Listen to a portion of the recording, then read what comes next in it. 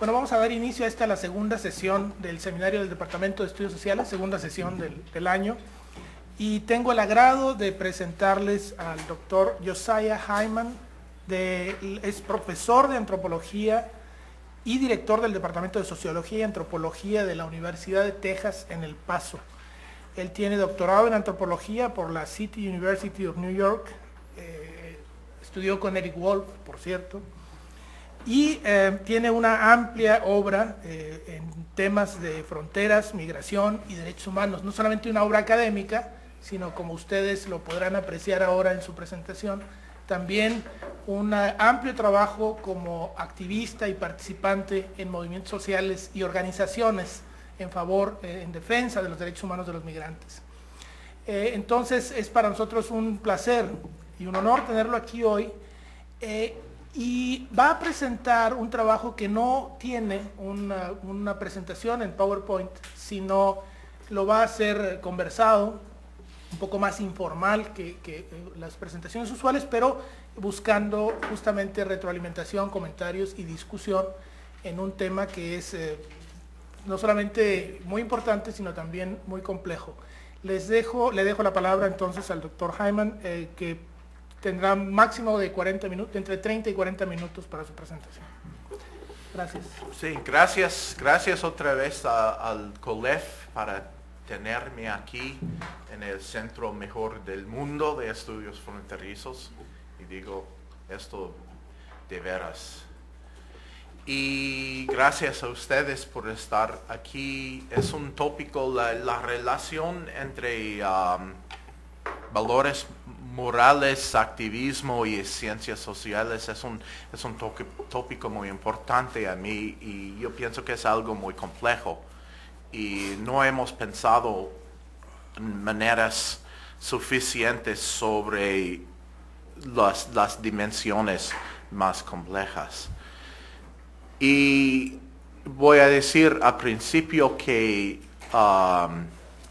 tengo 3 fallas. Soy gabacho y no hablo español tan perfecto. Soy gabacho, soy medio sordo, entonces sería mejor si tienen pregunta, intervención de voz alta, muy alta. Y también soy un poquito loco, medio estúpido, con mucho entusiasmo. Y lo que voy a hacer es presentar en una manera muy relajada, muy improvisada, diferentes temas de mi trabajo, como un rumbo por mis trabajos. Y he dejado un CD aquí que tiene los papeles y artículos de qué trato yo. Entonces se puede leerlos en una manera más bien, pues lento y bien más formado. Y voy a empezar con algunos artículos sobre la teoría de valores, cómo existen los valores en las ciencias sociales, pasando la cuestión de valores que existen en el debate de inmigración en los Estados Unidos y debate sobre inmigración en diferentes países, pero aplicado a los Estados Unidos. Y al punto directo de mi activismo, mi participación en movimientos sociales por derechos humanos de migrantes y también de ciudadanos de los Estados Unidos, pero especialmente en la franja fronteriza. Y al fin a las dudas y cuestiones abiertas y dudas sobre la relación entre ciencias sociales y activismo. Pues al principio tengo un artículo que se llama el inverso de poder. Y el inverso de poder quiere decir que cuando usamos conceptos en las ciencias sociales, muchas veces también tenemos una visión de un mundo diferente, que es el inverso. No necesitamos, o muchas veces no pensamos que estamos usando una alternativa, una visión alternativa al mundo, el mundo real, el mundo actual, pero implica un inverso. Voy a explicar con ejemplos. Por ejemplo, el inverso de poder es decir, poder es decir hay un arreglo social, vertical, sea muy compleja, pero de todas maneras vertical. Y no se puede entender que es un acto de poder arreglar así, si no hay también un modelo de un arreglo diferente. Si es completamente necesario, por ejemplo, que los hombres dominan a las mujeres, si sería completamente inherente, necesaria así, no podemos decir es poder, es natural. No se puede cambiar. Entonces, si quiere decir que hay un tipo de poder de género entre hombres y mujeres, tiene que tener una visión de arreglos diferentes. No sean arreglos completamente justas y perfectas, pero son diferentes. Entonces, cuando hablamos de un concepto como poder y muchas otras conceptos en las ciencias sociales, no se puede decir que es necesario al concepto tener una idea de arreglos diferentes. Para decir que hay jerárquica, un sistema de jerarquía, poder, justicia, funcionalidad y así. Se necesita inversos para pensar, para investigar, analizar, usando estos conceptos. Y estoy basado, y pienso que es muy importante, estoy basado en un libro fundamental que se llama Power, a Radical View, que es el poder, una perspectiva radical, del filósofo sociólogo Stephen Lukes. Y Stephen Lukes dice que no podemos entender poder sin una idea de intereses escondidas de los dominados. Porque muchas veces en una situación de poder, y el ejemplo de género es muy bien para eso, la situación no hay conflictos directos. Si existen conflictos, son conflictos indirectos y escondidos, y muchas veces no hay conflictos ni nada. Y si usamos la idea de poder de Weber, se necesita conflictos directos. En Weber, poder solo existe donde hay un conflicto entre partido A y partido B, partido A domina a partido B en el conflicto. Pero parece que no es suficiente usar el concepto de poder weberiano para hablar, por ejemplo, sobre género muchas veces, porque no hay conflicto directo.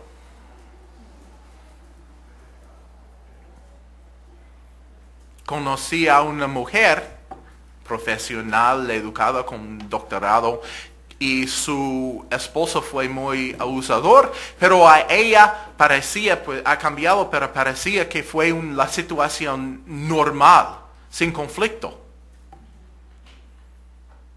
Entonces, Lukes dice que tenemos que tener ideas de, básicamente, pues es una situación contrafactual.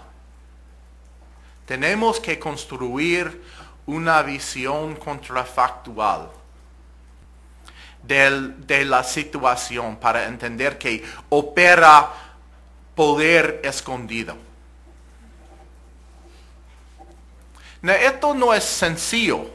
Pienso que hay riesgos aquí grandes para una actitud y investigación científica, porque no se puede construir escenarios contrafactuales lo que queremos. Contrafactual es contrafactual. ¿Y qué es el base del escenario contra los hechos? Entonces, pero también los argumentos de Lux tienen mucha razón. No podemos hablar muchas veces de poder, y yo pienso que otros conceptos en las ciencias sociales sin escenarios contrafactuales. Entonces, yo pienso que nunca tenemos una solución perfecta. Tenemos un dilema. Que necesitamos contrafactuales, pero también contrafactuales es como un concepto radioactivo para las ciencias sociales, con mucho peligro, pero se necesita también. Entonces, el punto inverso de poder es que cuando usamos conceptos claves en las ciencias sociales, siempre estamos implicando inversos o contrafactuales para usarlos. Por ejemplo, en antropología muy vieja y casi no usada, aunque de veras es buena idea, tenemos en la obra de Bronislaw Malinowski, tenemos la idea de functional needs, necesidades funcionales. Y en Malinowski, toda de la sociedad y cultura se puede explicar con el propósito de cumplir con las necesidades funcionales. Las necesidades funcionales de Malinowski son una lista muy heterogénea, muy mixta, pero muy interesante. También comida, shelter, donde vivir, pero también satisfacción emocional y relacionar y todo. El problema con Malinowski, con la idea de Malinowski, no fue su lista de necesidades funcionales, pero que la sociedad, según el funcionalismo, la sociedad da todo a la gente. Es suficiente, siempre la sociedad es suficiente satisfacer las necesidades. Pero podemos pensar, en cambio, el concepto de funcionalista como un inverso de la sociedad. ¿Funciona la sociedad? Pregunta. Para satisfacer la lista de Malinowski de necesidades funcionales. Y podemos ver en muchas veces, si no satisface de la necesidad de casa, de comida, de los básicos materiales, ni de satisfacción en la vida. Podemos ver gente sin casa, gente herida por la sociedad, por su existencia. El problema del funcionalismo no es la idea de que debe ser funciones, pero es la idea que existen siempre las funciones. Entonces, es interesante pensar cómo el funcionalismo, es funcionalismo estructuralista como Radcliffe Brown, pero el funcionalismo individual, se dice, funcionalismo individual de Malinowski, como un inverso en comparación a arreglos sociales. Es otro ejemplo. Cómo pensar sobre la existencia, yo pienso que la existencia de valores en el pensamiento de las ciencias sociales. Hay otros rumbos para hablar de eso, de esto es no más que mío. Siempre hay la presencia, por ejemplo, de teoría crítica de teoría crítica de los sí, en un ratito. Estoy muy cansado de ayer de hablar y hablar. Estoy perdiendo palabras. Pero de Habermas, por ejemplo. Okay. Habermas implica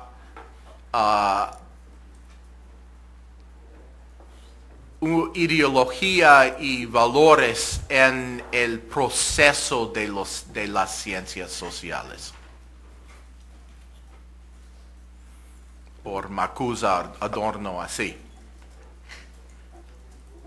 Pero esto es otro. Pienso que Habermas tiene un inverso. Su visión de la situación comunicativa perfecta es precisamente un inverso del mundo real. Es una posición de criticar la realidad de una utopía o de una posición perfecta, una contrafactual. Ok. Pero como antropólogo y especialmente como estudiante de Eric Wolf, pensé no sobre teoría crítica, pero más la herencia de antropología. Y antropología tiene dos tendencias. Antropología habla de culturas y sociedades específicas. Y también una visión de ser humano. Muchas veces los antropólogos no hablan de ser humano y solamente hablan de una situación específica, particularista. Y es la herencia en antropología más fuerte de etnografía, que es muy particularista, que la herencia de la naturaleza humana. Pero de todas maneras, en antropología tenemos implícita una visión de ser humano completa o al mínimo ser humano suficiente, como Malinowski, como su idea de necesidades funcionales. Es un atento, no perfecto, pero un atento a tener una visión como ser humano en una vida buena, una vida suficiente. De ser humano, no solamente ser de Trobriands, pero ser humano. Y leí la obra de Eric Wolf. Dos tendencias. Una tendencia muy obvia, muy fuerte, que es su enfoque al poder y desigualdad.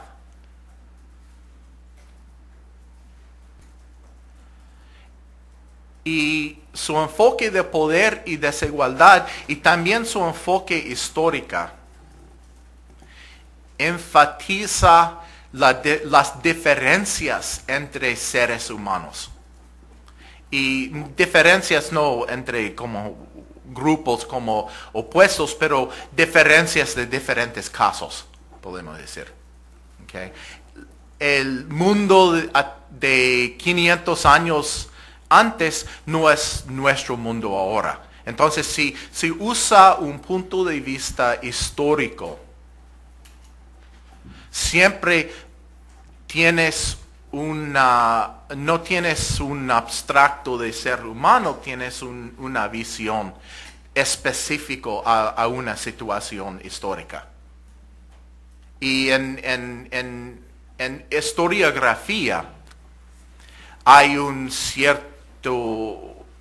tema de historiaísmo, como el Benedetto Croce, por ejemplo, que cada situación es diferente. No hay ser humano, no más diferentes lógicos o diferentes mundos históricos. Y se dice en inglés historism. Y yo pienso que es un tema muy fuerte en Wolf, menos culturalista, idealista como Croce, pero en la obra de Wolf, con un énfasis en diferentes arreglos de poder. Que los arreglos de poder son diferentes, no son lo mismo. No hay espacio en esta visión, no hay espacio de humanidad unida, de ser humano. Pero algunas veces en su obra habla también de una visión de ser humano. Y llegamos a la visión de ser humano al fin de los libros y de los artículos.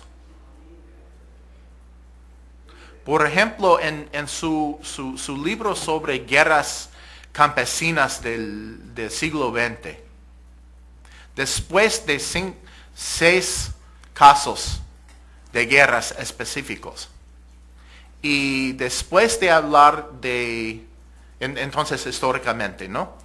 Y después de hablar de arreglos desiguales, habla de los campesinos, no los líderes revolucionarios, pero los campesinos meros, como agentes de humanidad. En lucha realizar la humanidad en contra de los actos de poder. Yo no sé si estoy de acuerdo completamente con Eric sobre la visión en este libro, pero es muy interesante que quiere hablar de un inverso de poder. El inverso del mundo de actos brutos de poder, guerras, represión, líderes cínicos leninistas. El inverso de todo eso es una visión de humanidad. Y es una visión trágica, porque quien pierda las guerras campesinas del siglo pasado, los campesinos. En Rusia, en China, los campesinos. En México. En México, sí. Yo pienso que en Eric Wolf siempre tenía en su formación más que todo una visión de México. Pero de todas maneras, se puede hablar en Wolf un tema casi escondido, de pocas palabras, siempre a los finales de sus obras, de una visión de humanidad completa, que siempre fue un desafío o universo a la realidad que hemos construido. Y hasta su libro final, Envisioning Power, es un libro completamente trágico. Es un estudio de brutalidad, especialmente las aztecas y los nazis. Y esto es un estudio de la capacidad de ser humano malo. Porque ser humano no tenemos lo mismo ser humano y ser humano completamente bueno. Obviamente sabemos suficiente sobre la humanidad, entender que tenemos potencialidades en ser humano buenas y malas. Y Wolf, como refugiado de los nazis, fue muy consciente de la capacidad humana de destruir vidas. Especialmente en este libro, de tener imágenes del mundo que son imágenes extremas de destruir vidas.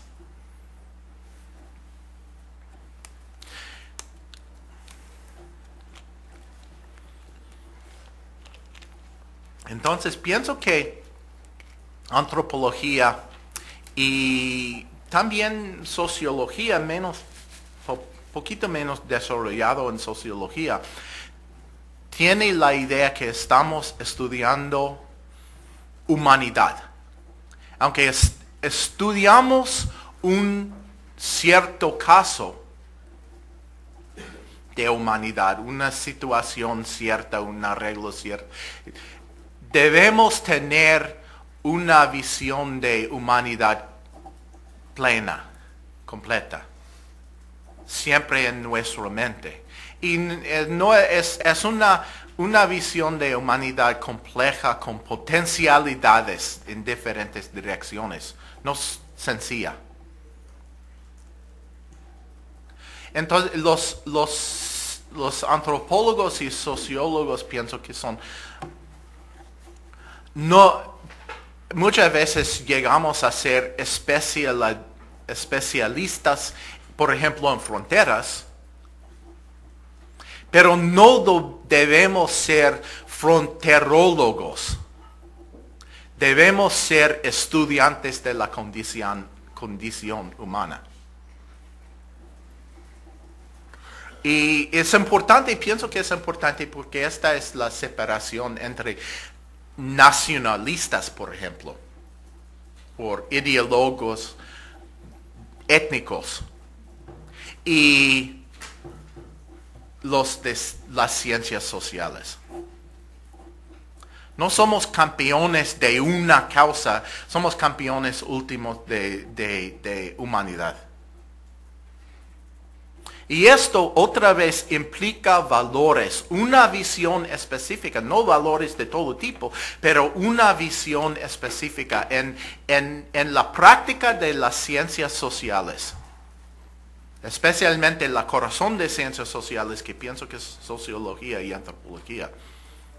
Implica un valor, no un valor muy sencillo, no un valor muy obvio, pero un valor de humanidad completa, humanidad plena.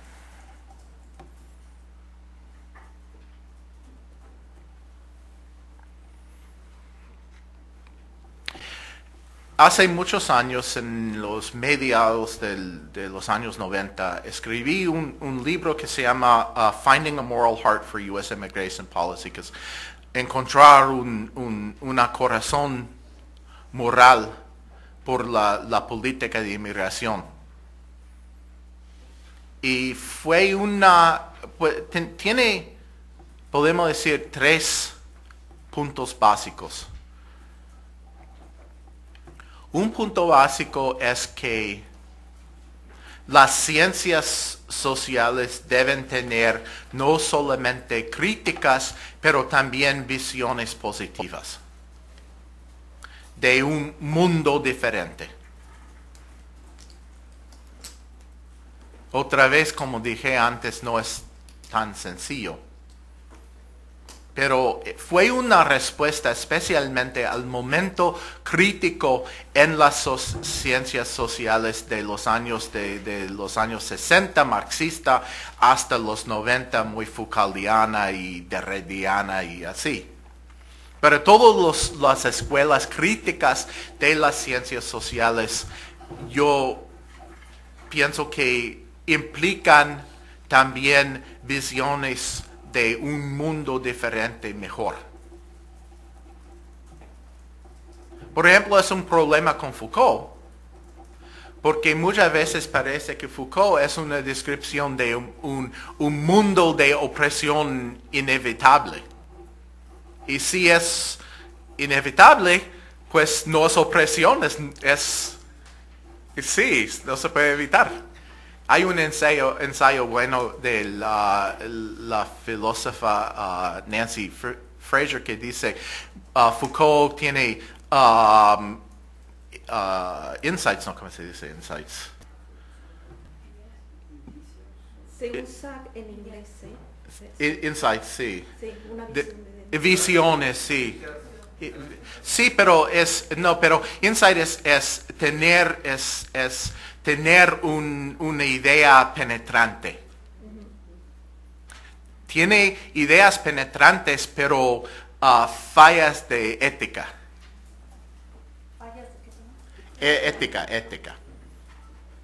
Pero de todas maneras fue una respuesta al crítica sin positiva. Y positiva no hablo de positiva como el mundo está bueno, pero positivo como una visión como se puede arreglar diferente. Ok.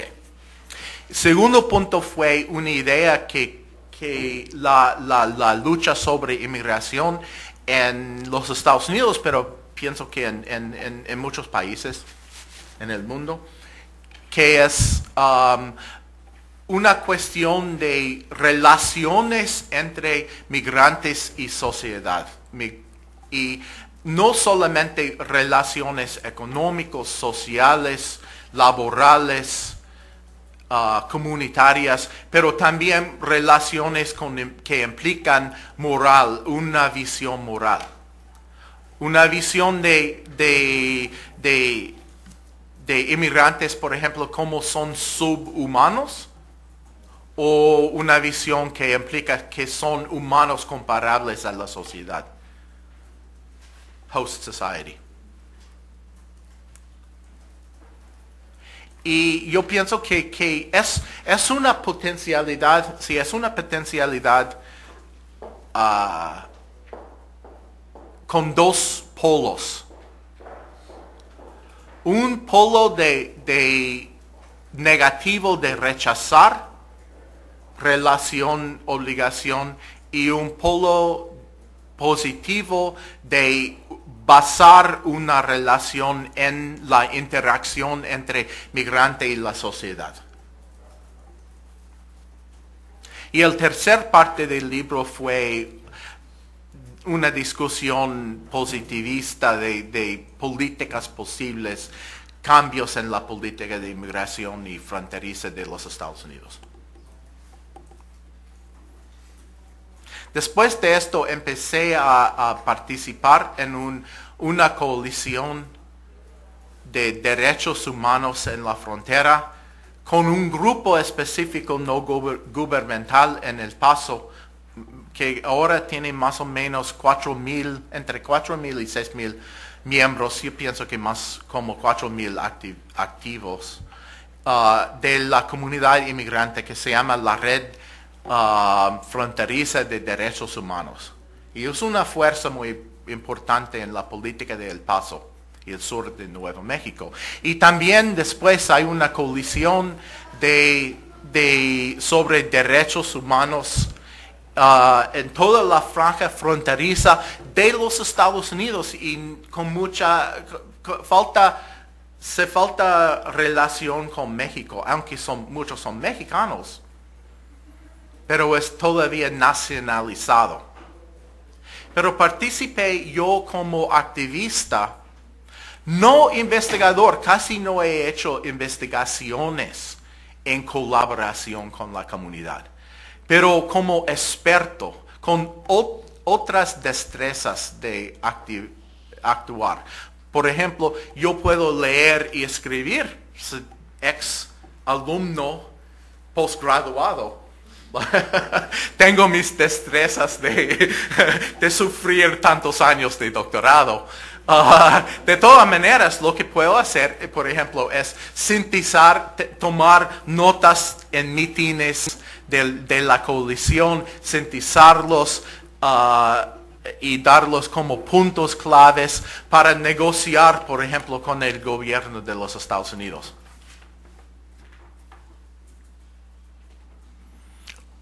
Capacidades de comunicarme como un maestro con mucha experiencia, con 22 años de enseñar. Si se puede enseñar a estudiantes undergraduate de licenciatura, se puede comunicar todo.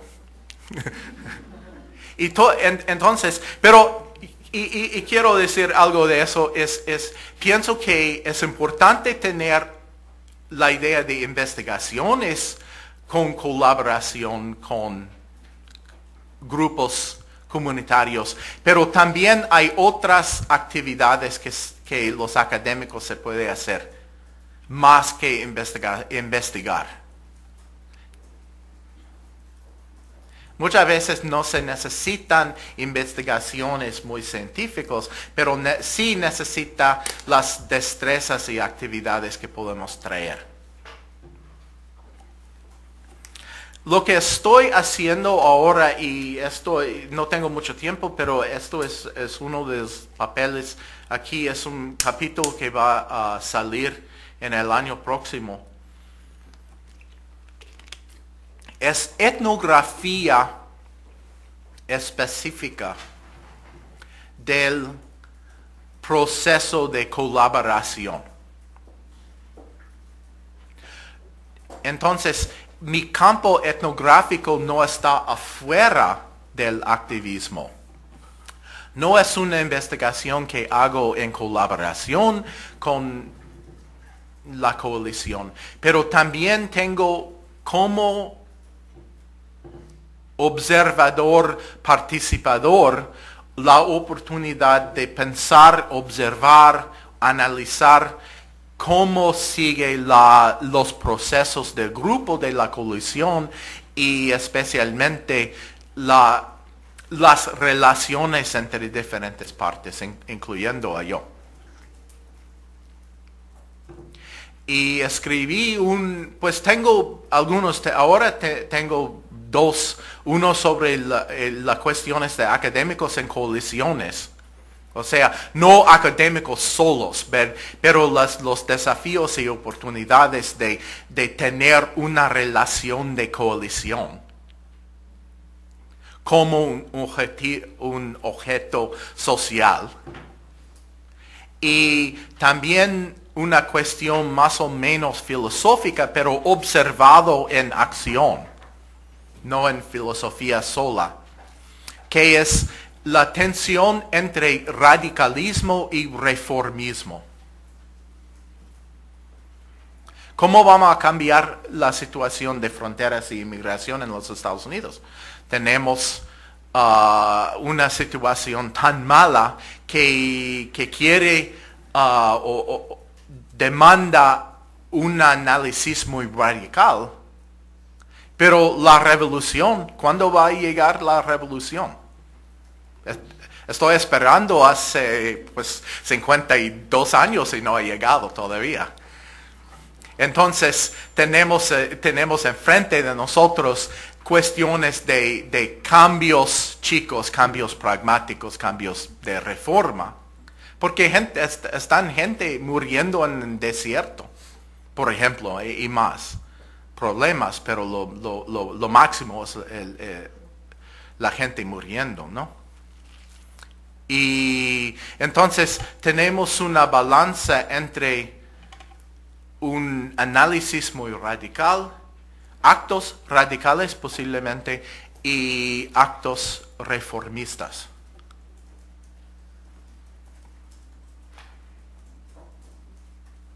Quiero cerrar con algunas observaciones y dudas.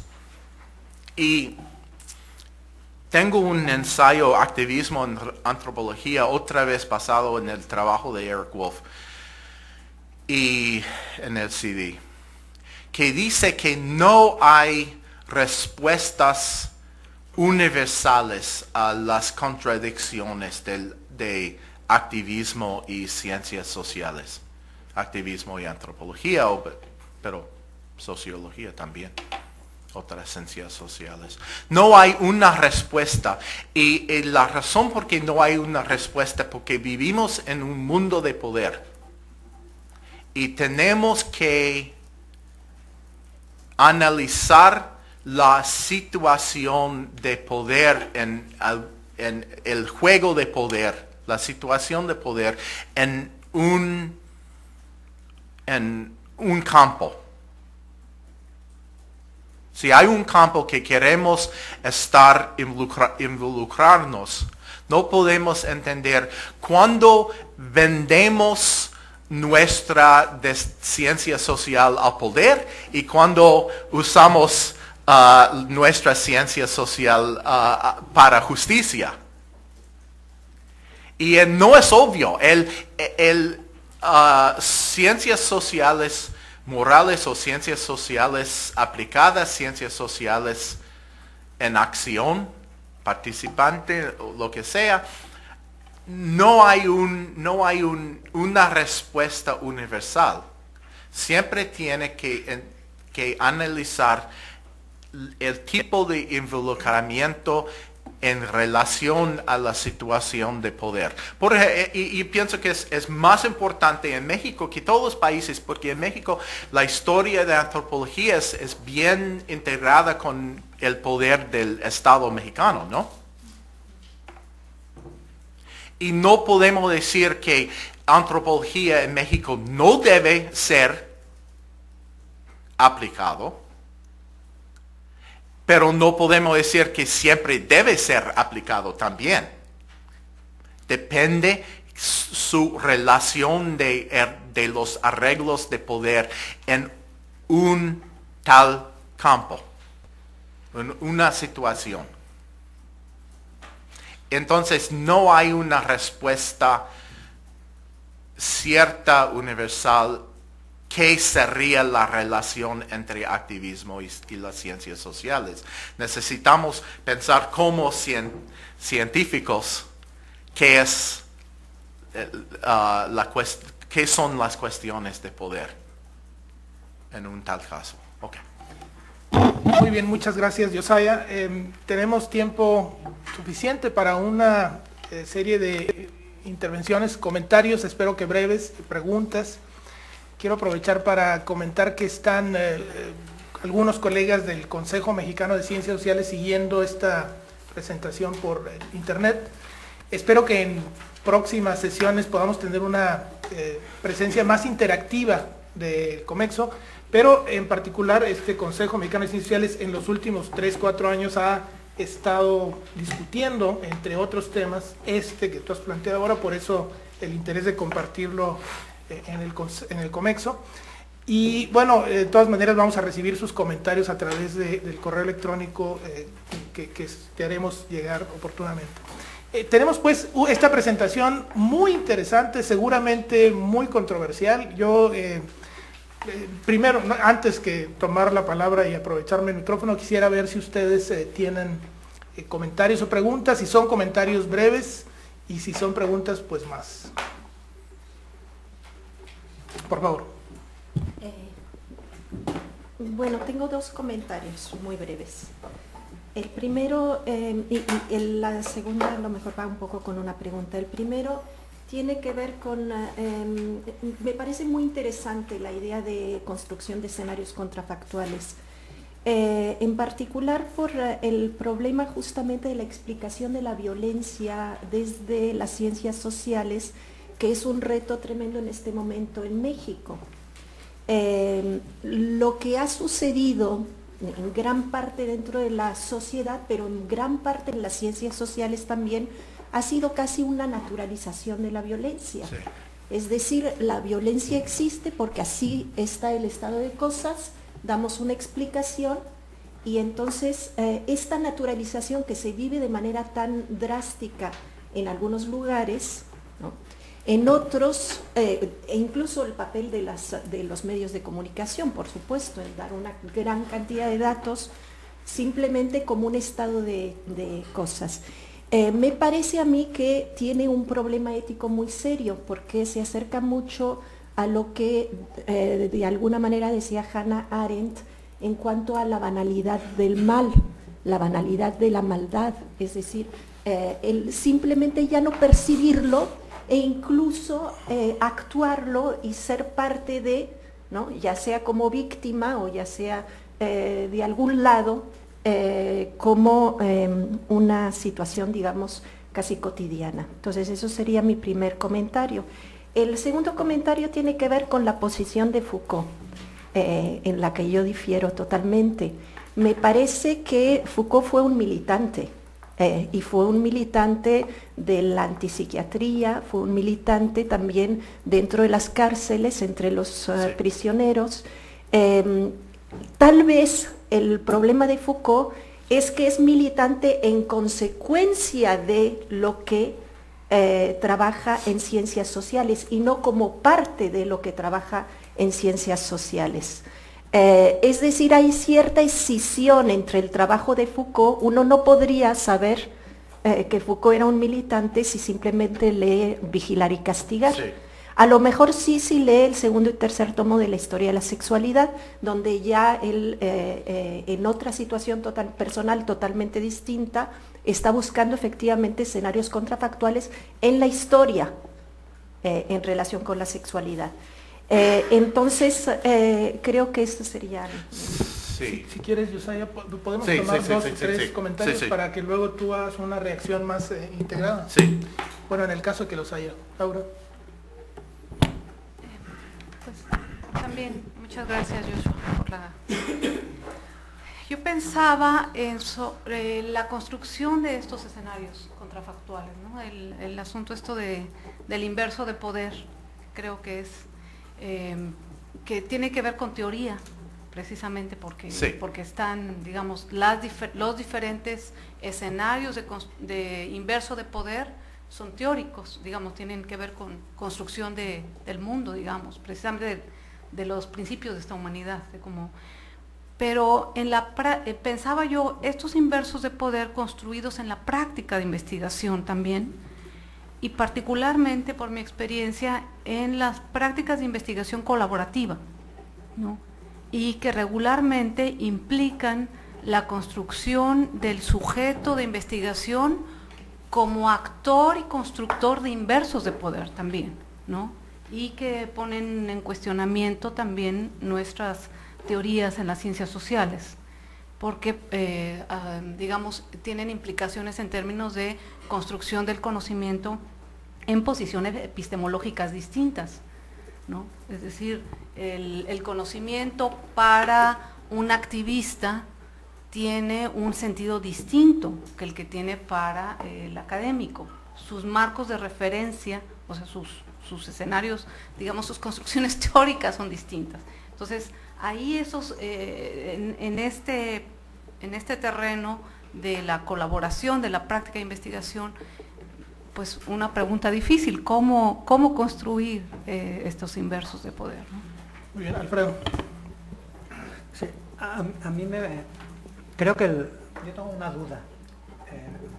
Me parece interesante el planteamiento, sin embargo, creo que siendo el poder un articulador de las relaciones sociales, no es el único articulador. Sí.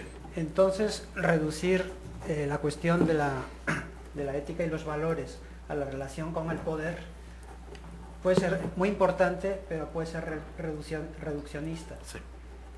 Y la otra cuestión es, me parece a mí que estamos, este debate que es viejo en las ciencias sociales, el debate de la posición del investigador en la sociedad, ¿no? Cuyos extremos serían el activista, digamos, que es como una especie de continuación del intelectual orgánico a la Gramsci con sus diferencias, ¿no? Y otra posición que sería la de una posición tal vez como muy objetivista, muy distanciada, que sería el otro extremo.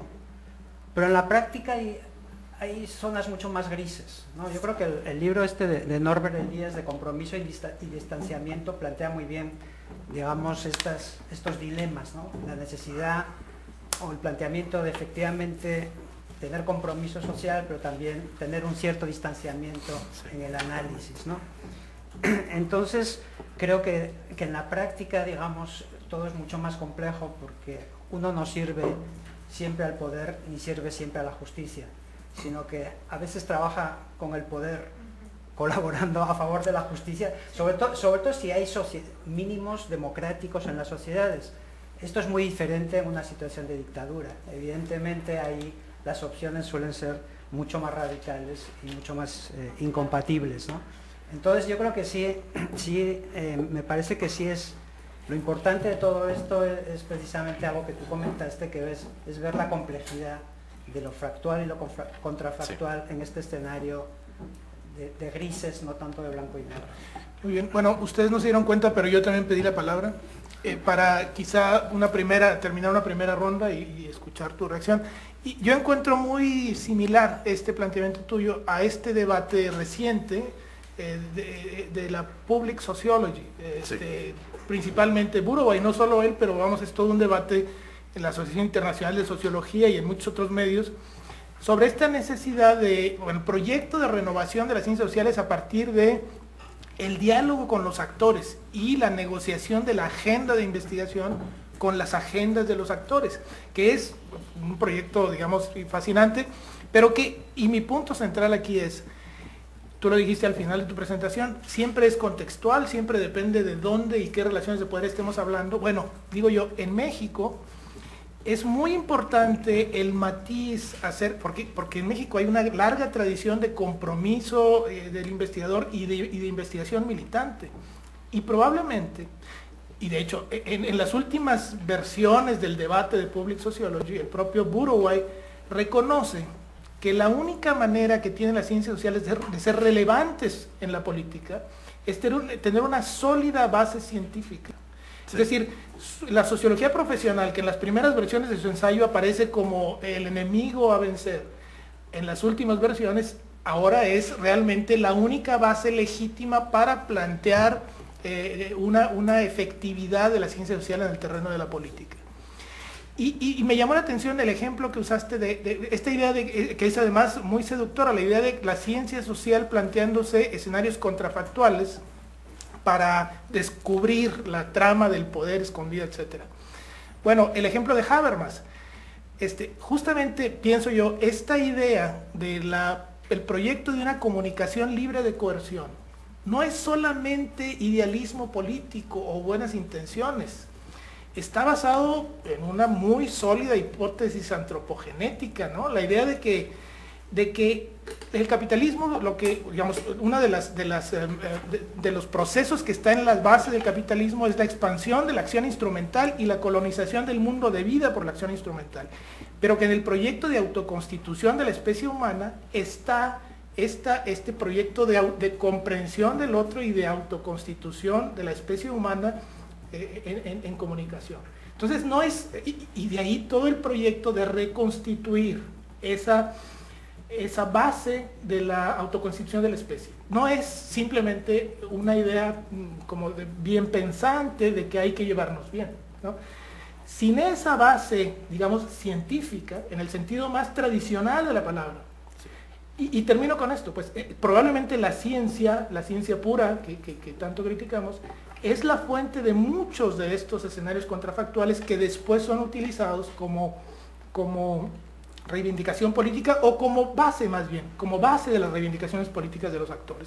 Creo que varios de los comentarios van en ese sentido y nos gustaría mucho escuchar tu reacción antes de dar oportunidad otra vez a los participantes. Pues hay mucho. Y mucho bueno, y hasta el punto que no tengo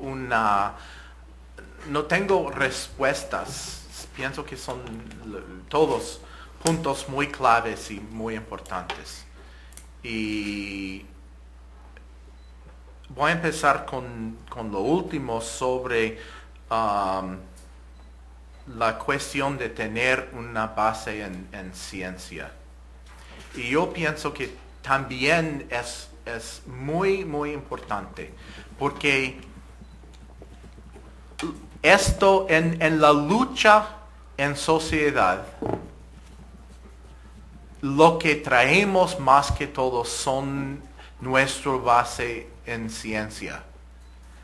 Y si queremos estar no más que activistas sin ciencias. ¿Por qué no estamos periodistas? ¿Por qué no estamos activistas como ocupación? Okay. Y pienso que no solamente es una defensa de académicos o una defensa de intelectuales, pero pienso que es algo positivo que si piensa, por ejemplo, de una división de labor, de trabajo, podemos decir que traemos algo especial, que es diferente y es, algunas veces, no pienso que en todas las luchas, pero en algunas veces vale mucho que hay un científico y tiene algo de hechos, de procesos y así científicos.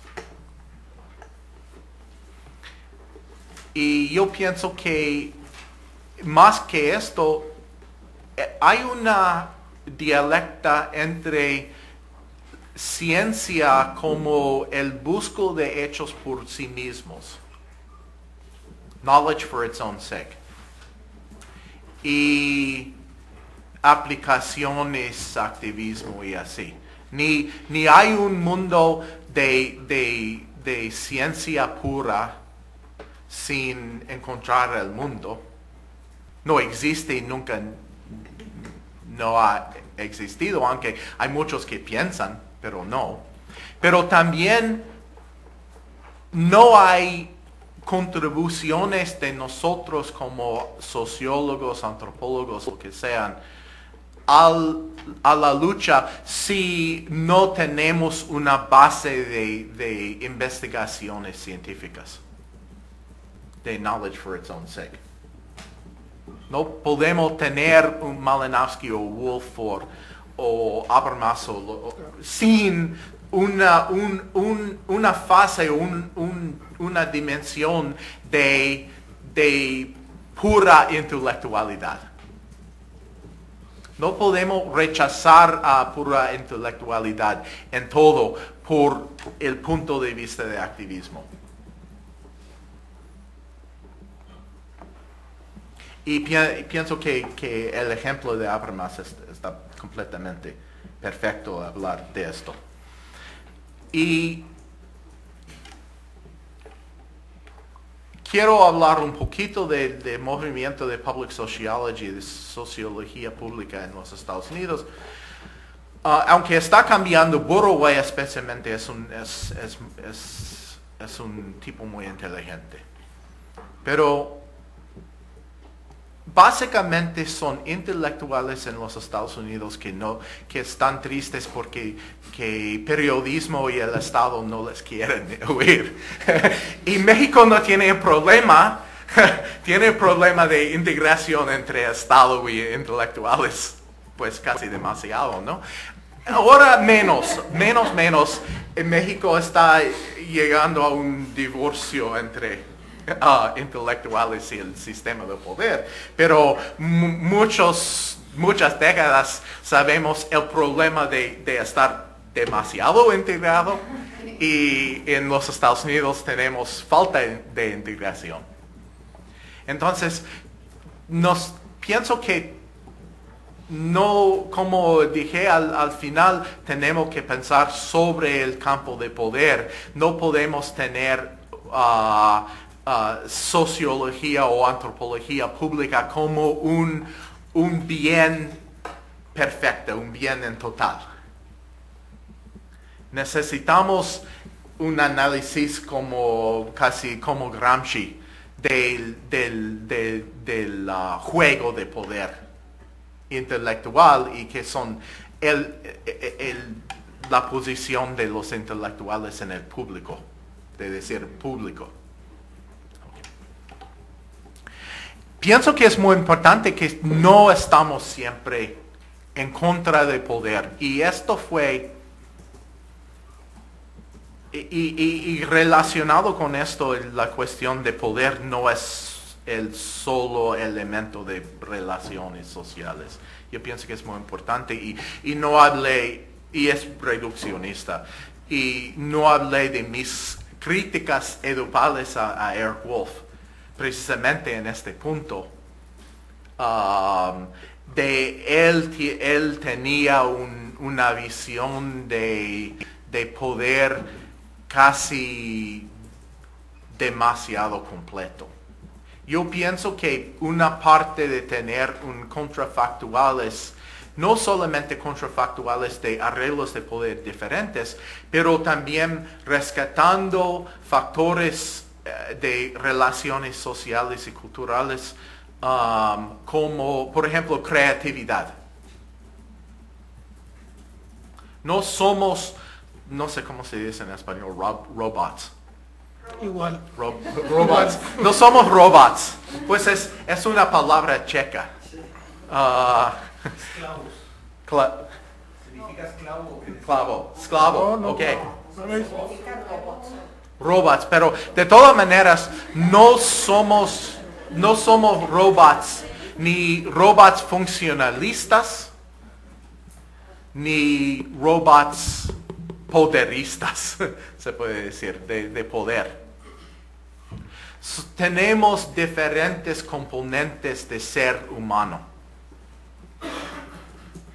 Yo pienso que algo, jugar y crear creatividad son, por ejemplo, ejemplos muy claves para entender que poder es muy importante, pero no es todo. Y digo eso porque yo vengo de una tradición completamente obsesivo con poder. De economía política, de antropología en los Estados Unidos. Pero yo pienso que es importante tener una visión de ser completa, de humana completa y no solamente de poder.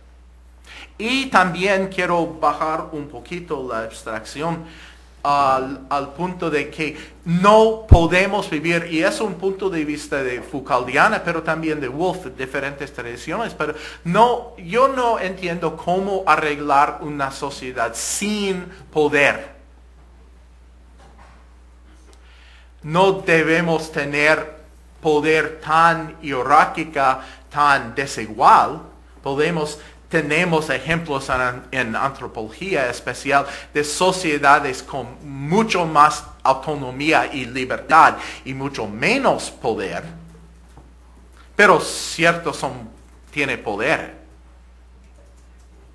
Y Foucault dice que siempre existe poder. Entonces, estamos hablando científicamente de diferentes arreglos y grados de poder. Y estamos hablando en aplicación y activismo de cuáles son las implicaciones de colaborar con poder. Si colaborar con grupos, con movimientos sociales, con organizaciones no gubernamentales, no pensamos que son pura gente, populismo que no tiene poder, pues no me diga que las organizaciones de comunidad son completamente llenos de relaciones de poder. O hay funciones del Estado que obviamente son operaciones de poder, pero de todas maneras debemos pensar si hay un terremoto, si hay una epidemia de influenza. ¿Vamos a rechazar a todas medidas de salud pública? La salud pública moderna es un milagro en la vida de ser humano. Entonces no poder, y pienso que entonces enfatiza la análisis específica de los arreglos y implicaciones de poder, precisamente entender si colaboramos con el Estado, una empresa o algo así, que obviamente es un centro de poder, pero ¿qué implica colaborar?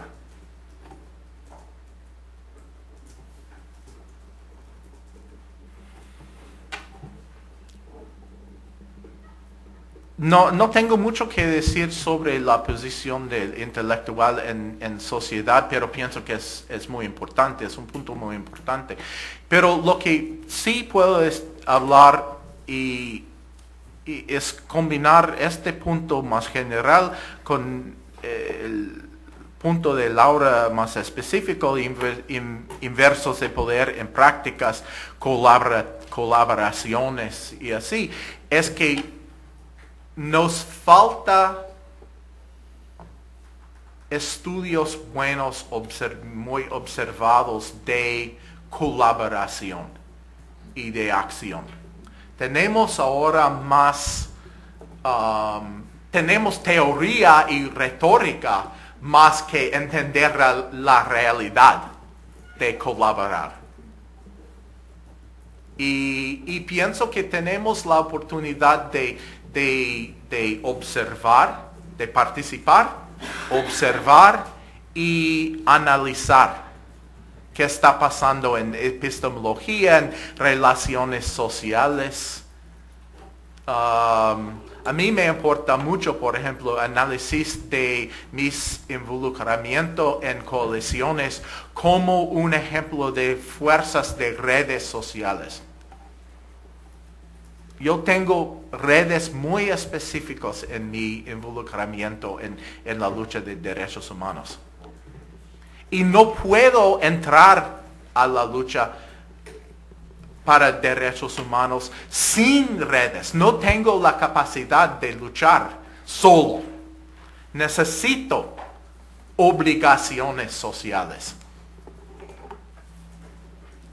Relaciones sociales. Pero también yo soy, no puedo decir contaminado, pero es algo de la idea. Soy inherentemente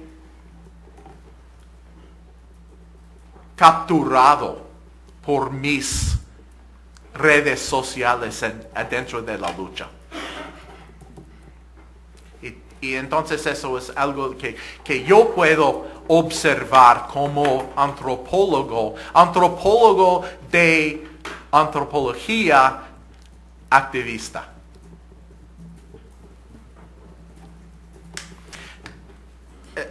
Estoy de acuerdo de todo lo que dices de Foucault. Yo pienso que sí, Foucault fue activista. Un problema fue que no fue reflexionado en su trabajo hasta al último.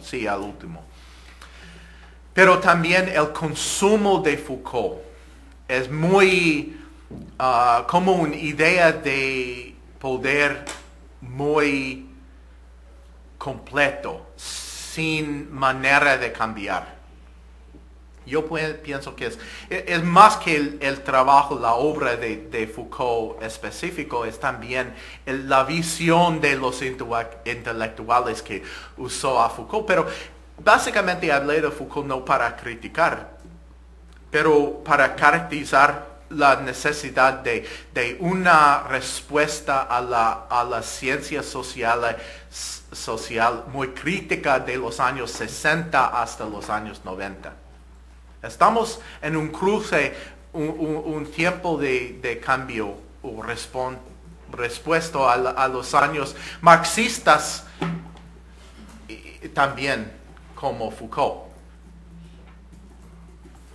Yo estoy respondiendo, yo pienso que más a las marxistas que a los de Foucault, porque la tradición mía es más o menos marxista. De una manera muy flexible, no muy ortodoxo, pero de todas maneras.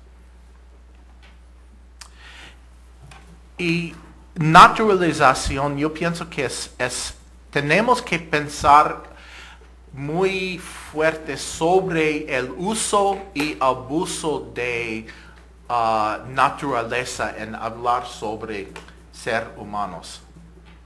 Y esto debe ser como public intellectuals, como intelectuales públicos, debemos contribuir mucho más. Porque obviamente la capacidad de violencia es muy importante al ser humano. No podemos escapar en una ilusión completamente pacífica que somos animales violentos en muchas diferentes situaciones. Pero también somos animales de paz. Podemos vivir en situaciones con una tasa de no violencia y podemos vivir en situaciones con una tasa de violencia muy alta. Y esto no parece como una respuesta, es un problema. Porque obviamente la respuesta es que la violencia es natural y la paz es natural y tenemos potencialidad de los dos. Esto es una manera de decir que no debemos aceptar que todo tiene que ser violento. Pero pienso que no sería científicamente adecuada decir que violencia no es una parte de la naturaleza humana también, que es algo impuesto de afuera, no sé de dónde. Entonces, pienso que si hablamos, y yo pienso que debemos hablar de ser humano, tenemos el problema que el ser humano es lleno de potencialidades y no determinaciones. Y entonces la pregunta que sigue es, ¿cómo podemos realizar una potencialidad y no otra? ¿Con cuáles fuerzas, reglas, activismo, lo que sea, podemos promover una potencialidad humana y no otra?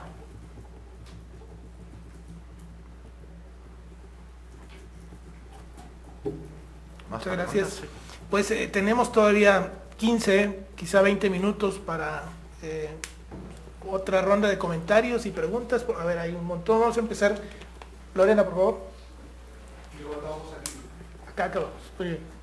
Bueno, yo soy ni socióloga ni antropóloga.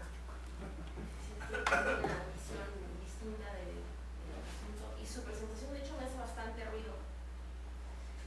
Yo quiero pensar que hago estudios sobre valores, ¿no? Quizá hago cuestiones comparativas de un país y otro, una región y otra.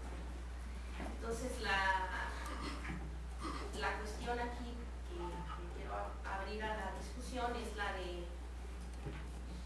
quién dice que es un valor y cómo se expresa ese valor. ¿Acaso proviene de la literatura americana que domina casi todas las ciencias?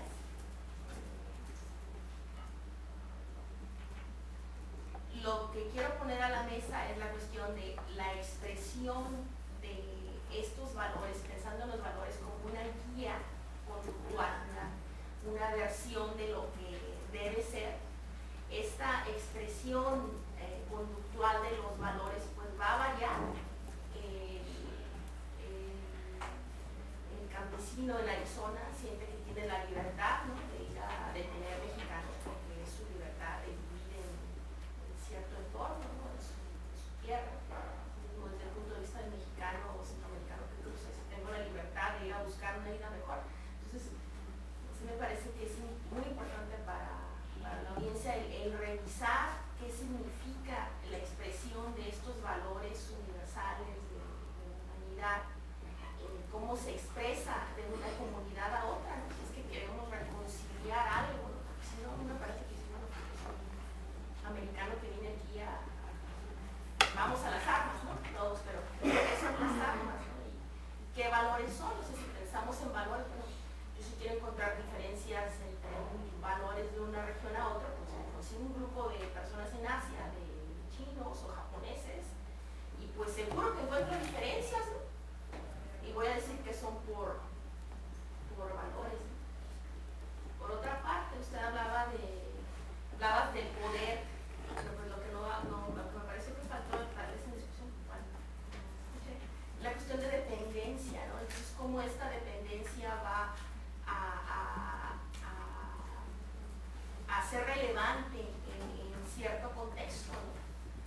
tal vez tu misma actitud, ¿no?, de presentarnos esta discusión, si esta discusión la trasladamos a tu universidad en El Paso, tal vez tu actitud, la manera de conducirte va a ser distinta que estando en suelo mexicano, ¿no?, en la que tú ya estás en la situación de provengo del país que tiene el poder, sino acá soy la minoría, ¿no? Entonces esas cuestiones del contexto, de los roles que nos asumimos, de las identidades que traemos, me parece que son relevantes.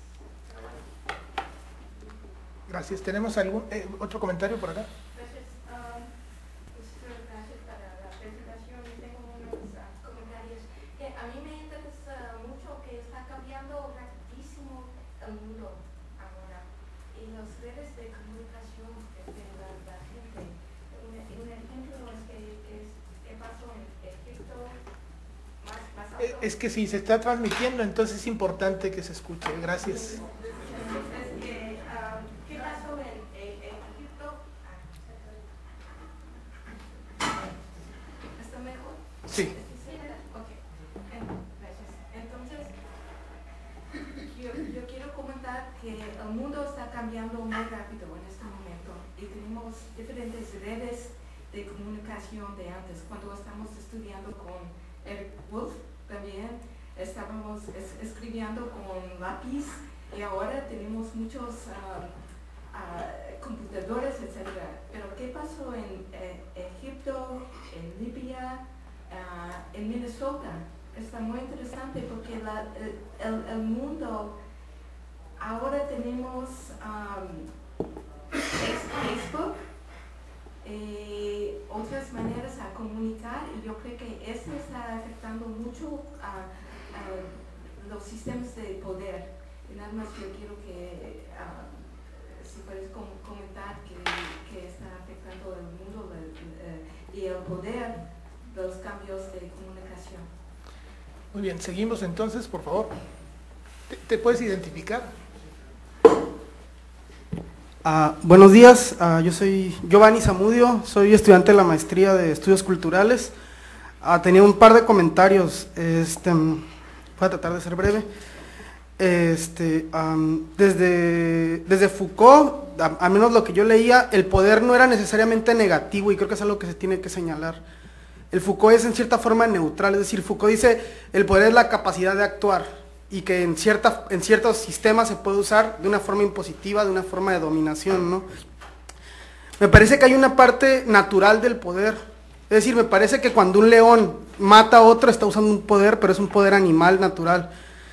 El poder del que habla Foucault creo que es un poder humano, creo que es un poder social, un poder que tiene una dimensión simbólica, un poder que se construye, que se da con un sentido definido, y ahí sería como la distinción que creo que habría que hacer entre este poder como natural que tienen los animales de matarse, pero que no hay un sentido definido, no hay un significado, sino este significado que socialmente se construye, entonces donde hay un poder humano con un fin, con un objetivo de dominación, ¿no?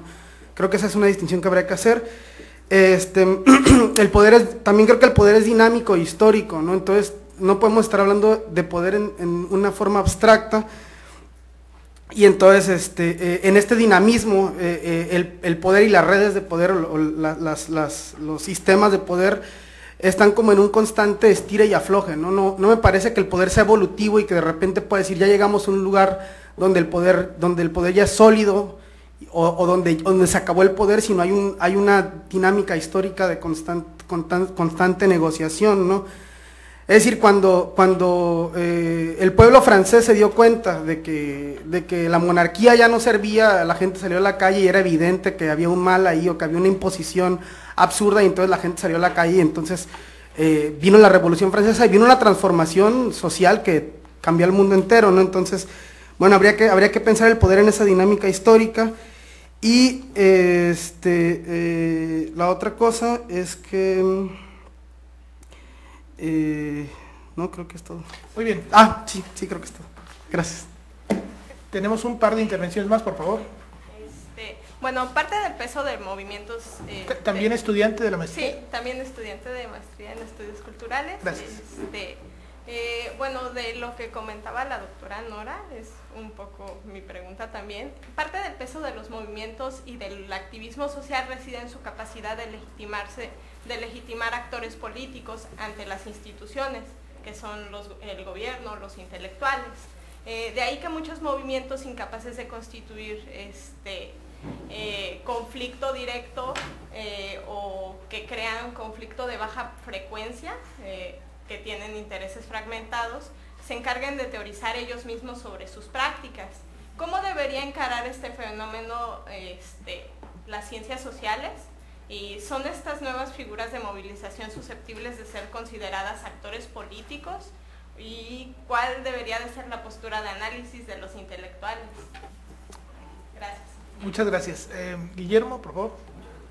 Muchas gracias. Creo que se oye. Muchas gracias por estos 2 días de conferencia y el esfuerzo. Cada vez hablas español mejor.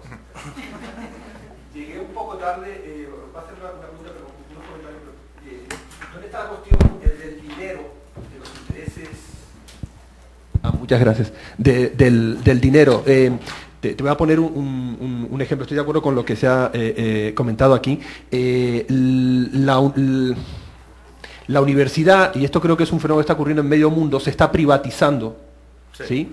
Y eso, lo queramos o no, hace perder independencia a la hora de ejercer como académico, como intelectual, etcétera, etcétera. Y insisto, no es solo un problema en México, sino que es un problema de Occidente.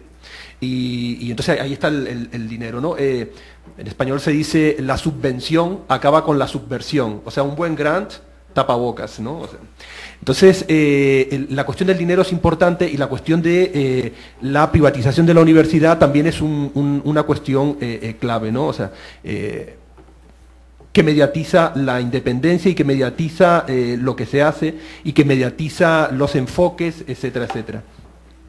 Por otro lado, en antropología, sobre todo en Estados Unidos, hace unos meses, 1 año y pico, cuando la guerra de Irak necesita de antropólogos. Y hubo antropólogos y antropólogas que dijeron, nosotros le entramos, ¿no? Y vuelve otra vez no voy a ir juzgando a nadie, ¿no? La gente que haga lo que le dé la gana y siempre te van a decir, es que tengo 8 hijos y tengo que darles de comer, o sea, no hay problema. Pero es una cuestión que se ha estado planteando aquí y que vuelve a estar relacionado, insisto, con la financiación y con lo que tú decías antes, ¿no? Que la antropología en algunos países estuvo demasiado dependiente del Estado y en otros está dependiente de los fondos del ejército. ¿Ese debate está vivo todavía en Estados Unidos o no? Tanto el del dinero como el de la antropología colaborando en una guerra. Insisto que no lo voy a juzgar, cada quien haga lo que le dé la gana. Y un pequeño apunte sobre Foucault, porque me parece que es importante y que tiene que ver con lo de los intelectuales y los efectos colaterales. Cuentan la anécdota de que cuando se le llenaba las clases a mediados de los 70, Foucault decidió adelantar el horario a las 7 de la mañana y lo que logró es que la Escuela de Altos Estudios se le llenara de clochard, de homeless, porque estaba la clase calentita, ¿no? Y iban ahí a refugiarse, no sé si a escucharlo, pero sí a estar calentitos. Entonces, esta es una de las cuestiones a veces del intelectual, ¿no? Que toma decisiones, pero que de repente, sus estudios tienen efectos colaterales que a lo mejor él no decía, ¿no? Y no estoy defendiendo a los colaboracionistas, pero ese es otro factor que está ahí. Entonces, para sintetizar, sería la cuestión del dinero, de los fondos, la financiación, la privatización, los efectos colaterales de nuestros trabajos que pueden ser usados perfectamente. O sea, a Marx fue usado y es usado por el neoliberalismo, ¿no? Entonces es otro problema. Y me pasó como al compañero y me olvidé del segundo, ¿no? Pero lo dejaría aquí. Muy bien, muchas gracias. Bueno, si les parece, en los próximos 10 minutos el profesor Heyman va a resolver todos estos problemas de manera categórica. Sí, prefiero responder por poner problemas y no resolver.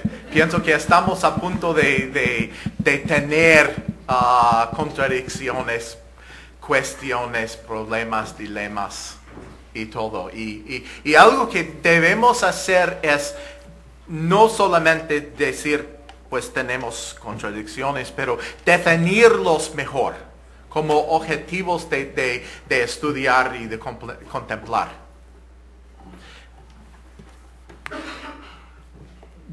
Pienso que la relación entre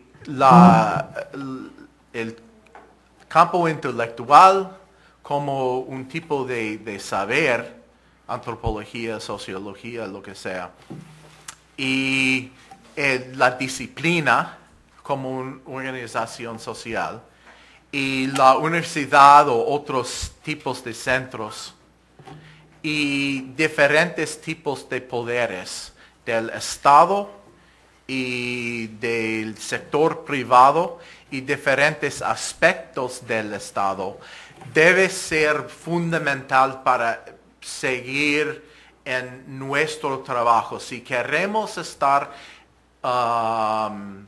científicos sociales con un pie en la ciencia y un pie en activismo, tenemos que tener un análisis del campo más específico sobre las diferentes cuestiones, por ejemplo, dinero.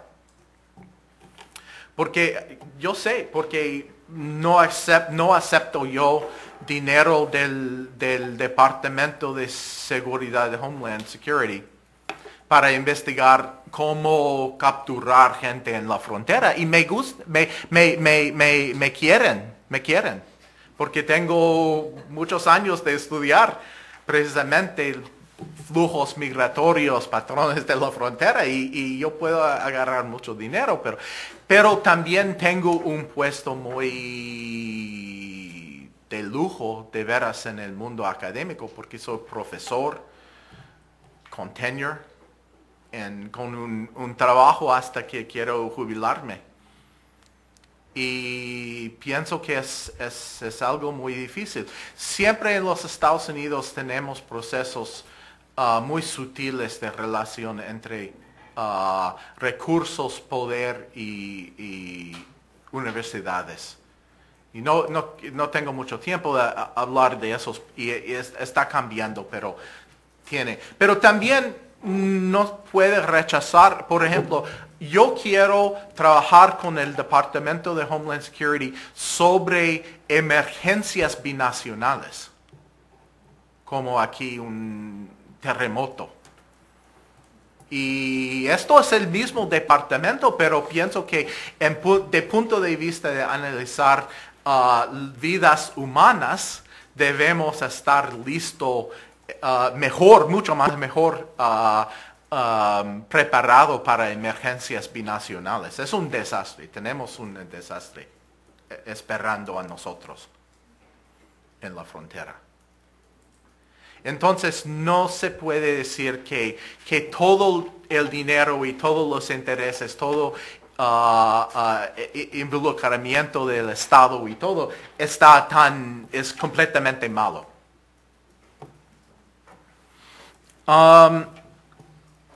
Pero cierto, los cambios de privatización de la universidad, por ejemplo, son muy importantes a entender.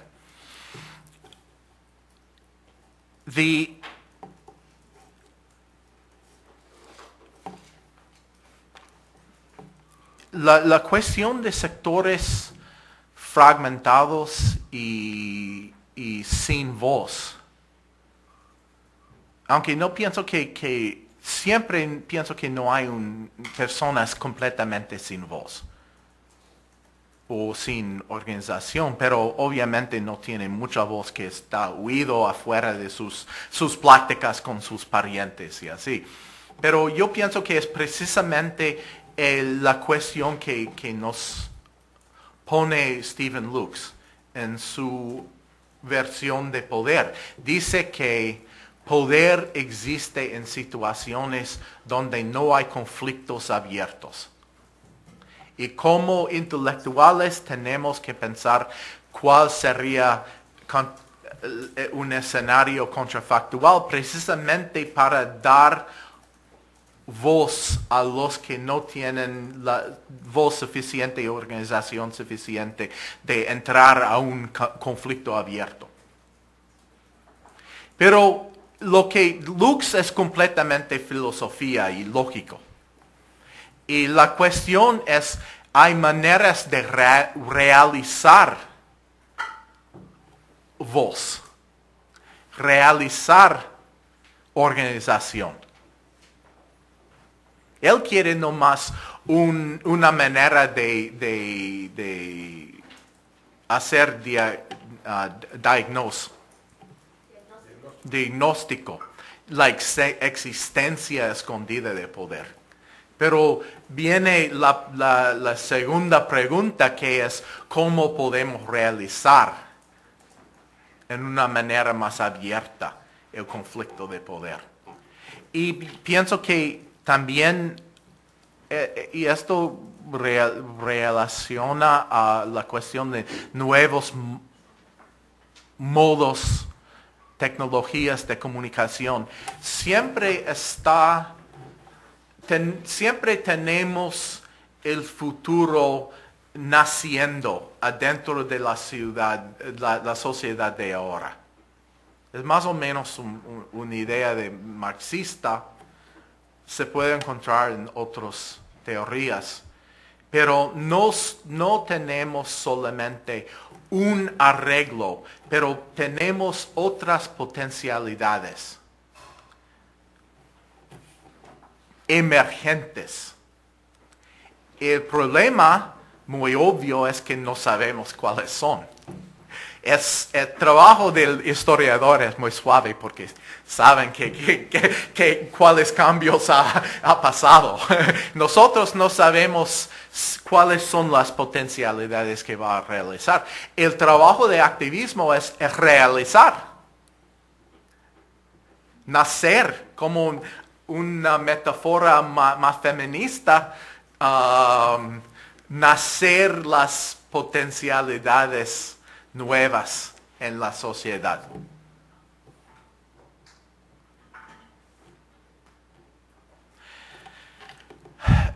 Brevemente voy a decir sobre yo soy una persona en términos de los Estados Unidos y términos de México y términos del mundo bien privilegiado, y estoy completamente consciente de mis privilegios.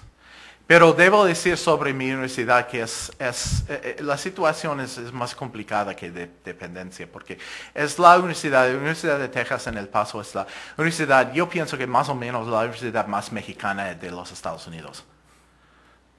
Tenemos el grupo más grande de estudiantes directamente de México, de todas las universidades de los Estados Unidos. Más o menos como 1,600. Y tenemos los alumnos son más o menos 80% de ascendencia mexicana, de diferentes generaciones, muchos directos, casi directos, aunque viven en los Estados Unidos. Y también es una universidad muy pobre. Muy, muy pobre. Y es completamente relacionada al racismo contra los mexicanos en los Estados Unidos. Pero de todas maneras, no es una situación muy privilegiada en comparación a México. Más o menos es una fenómena muy fronteriza de un híbrido de México y los Estados Unidos. Es una universidad muy estadounidense en su manera de funcionar, pero con una relación diferente con México que lo normal. No es como University of California en San Diego, no es como Universidad de Arizona, muy alienado de la frontera.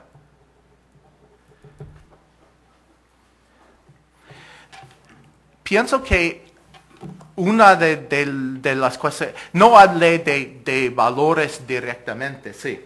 No hablé de valores directamente, pero hablé de cómo justificar la presencia de valores en la práctica de ciencias sociales. pero no he caracterizado, por ejemplo, los valores en la lucha sobre derechos humanos de migrantes en los Estados Unidos. No he tratado de hablar cuáles son los valores de diferentes puntos de vista sobre inmigración. Esto es una ponencia diferente, muy larga, muy importante.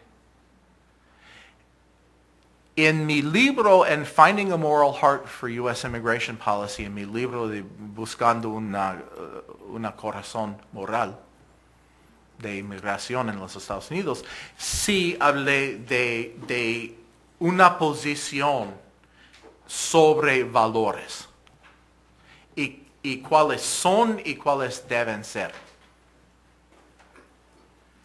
Y pienso que la posición mía es que hay relaciones emergentes en actividades sociales.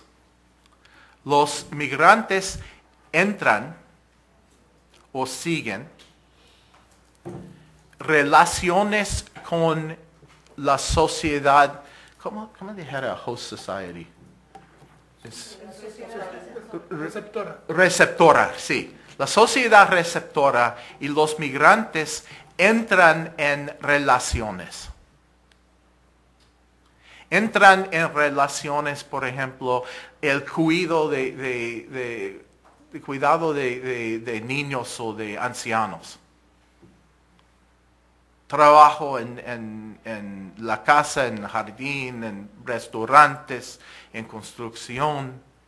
Todos son no solamente trabajo, son trabajo, pero no solamente trabajo, como sabemos como científicos sociales, son relaciones. El mercado, el punto de vista del mercado y de dominancia clasista, racista, es que solamente es un intercambio de servicios para el dinero. Pero no son máquinas, son personas. No se puede dar y recibir servicios como de la sociedad receptora con migrantes, sino que construir una relación social. Si hay una relación social, sigue la cuestión. Si rechazamos la implicación de la relación, rechazamos la obligación moral a persona. Siempre tenemos la experiencia de ser relacionado con alguien que nega reconocer. Pues yo pienso que los Estados Unidos, más o menos la tendencia dominante en los Estados Unidos, porque somos una sociedad de cientos de millones de personas, pero la tendencia dominante en los Estados Unidos es rechazar las implicaciones de ser relacionados con inmigrantes, especialmente inmigrantes de México y América Central. Y una visión alternativa en mi libro de moral, de valores moral, es embrasar las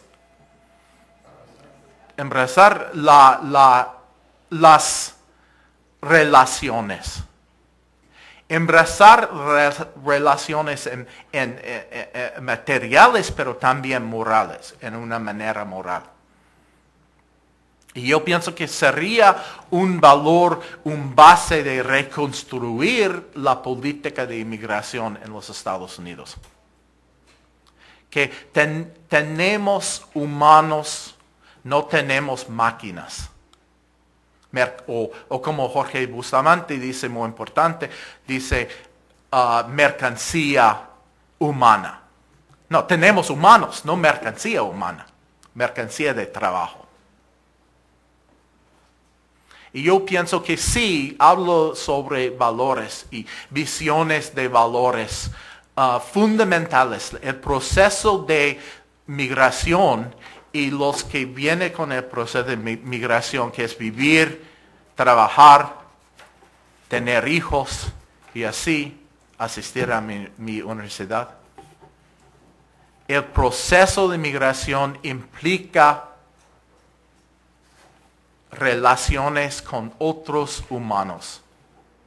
Y esto sería una base de valores alternativas a la política completamente clasista, racista de los Estados Unidos de hoy.